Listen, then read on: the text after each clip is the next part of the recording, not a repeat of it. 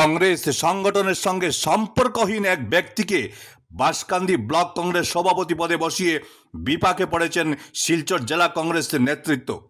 কারণ নূর আহমেদ চৌধুরী নামের ওই ব্যক্তি একে তো বাঁশকান্দি ব্লক কংগ্রেস এলাকার 9টি জিপি চেনেন না, দ্বিতীয়ত সোনাইয়ে কংগ্রেস টিকিটের শীর্ষস্তরীয় দাবিদার আমিনুল হক লস্করের লোক নন।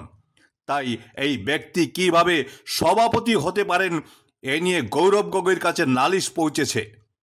এমনকি নূর সভাপতি হওয়ার আগে পর্যন্ত খোদ জেলা কংগ্রেস সভাপতি সজল আচার্য, প্রাক্তন সভাপতি অভিজিৎ পাল, তমাল বণিক বা অরুণ দত্ত মজুমদাররা কেউই তাকে চিনতেন না।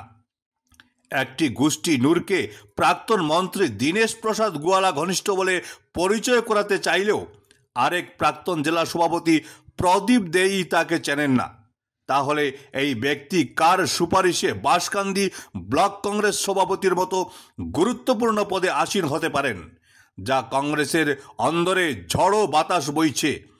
পরিস্থিতি এমনই যে এই ইস্যুতে গত 19 অক্টোবর রোববার বাঁশকান্দির অদূরে পূর্ব গোবিন্দপুর বাজারে জেলা কংগ্রেসের মাইনরিটি ডিপার্টমেন্টের আহুত সভা বাতিল করে শুধু জুবিন গর্গের শ্রদ্ধাঞ্জলিতে সীমাবদ্ধ রাখা হয়।